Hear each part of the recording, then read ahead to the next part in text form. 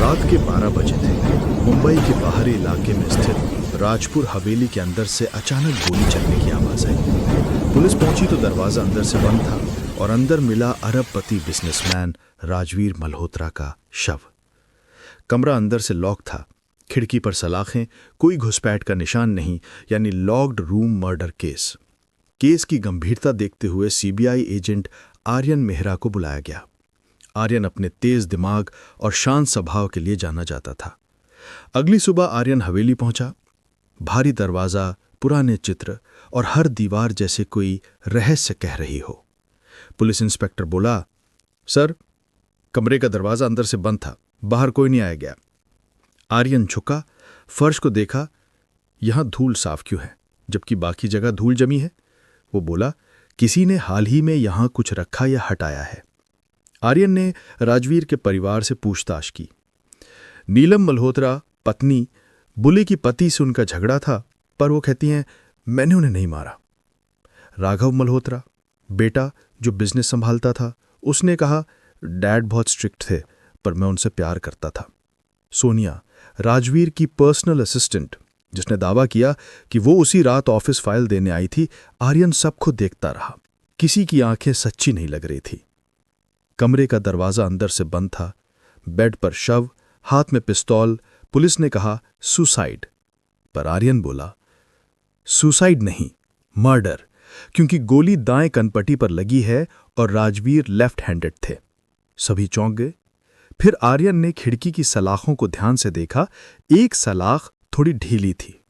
वो बोला कातिल यहीं से बाहर गया है, पर बाहर निकलने के निशान नहीं थे। आर्यन ने कमरे की अलमारी खोली। अंदर एक पुराना सीसीटीवी कैमरा पड़ा था, बंद हालत में। वो मुस्कुराया और बोला, अगर ये कैमरा चालू था तो मर्डर रिकॉर्ड हुआ होगा। जांच से पता चला कि कैमरा उस रात चालू था, लेकिन मेमोरी कार्ड गायब था।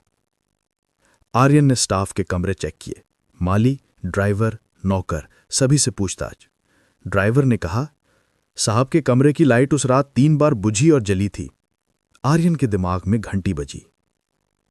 3 बार लाइट बुझी, यानी कोई अंदर था। हवेली का नक्शा देखने पर आर्यन को एक बात अजीब लगी, बाहरी दीवार और कमरे की दीवार में 2 फीट का अंतर। वो बोला, यहां कुछ छिपा है। फर्श खटखटाया तो खाली आवाज आई। वहां से निकला है एक छिपा हुआ दरवाजा जो हवेली के पीछे के बागीचे तक जाता था। आर्यन बोला, यही रास्ता है जिससे कातिल अंदर आया और बाहर गया। आर्यन ने फॉरेंसिक रिपोर्ट मंगवाई। राजवीर के कपड़ों पर किसी और की परफ्यूम की खुशबू थी, सोनिया की। सोनिया को बुलाया गया। वो घबरा गई, बोली, मैं बस फाइल देने गई थी। वो बहुत गुस्से में थे। आर्यन ने शांत स्वर में कहा, फाइल तुमने दी, फिर कमरे की लाइट 3 बार क्यों बुझी? सोनिया बोली, वो पावर कट था। आर्यन मुस्कुराया और बोला, पर हवेली में जनरेटर है सोनिया।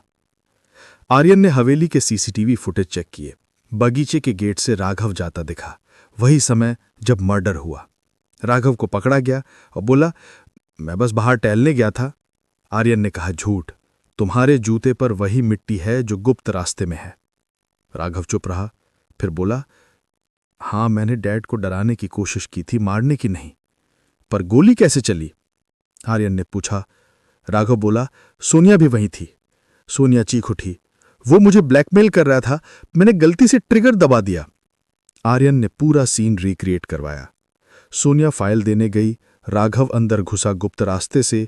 दोनों ने मिलकर राजवीर को डराने की कोशिश की, पर झगड़े में सोनिया ने गलती से गोली चला दी। राघव ने डरकर शव को सुसाइड की तरह सेट किया और बाहर निकल गया। कैमरे का मेमोरी कार्ड उसने निकालकर बागीचे में फेंक दिया, जो बाद में आर्यन को मिला। दोनों गिरफ्तार हुए।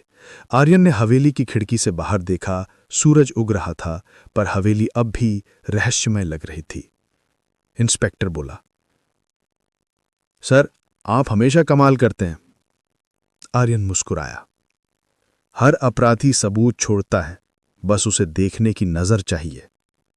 राजपुर हवेली का केस बंद हो गया, पर एजेंट आर्यन के दिमाग में एक सवाल रह गया कि क्या सच में ये हादसा था या किसी और ने सब कुछ ऐसे सेट किया। पुढील स्टोरीसाठी लाईक आणि कमेंट आणि सबस्क्राईब करा. धन्यवाद.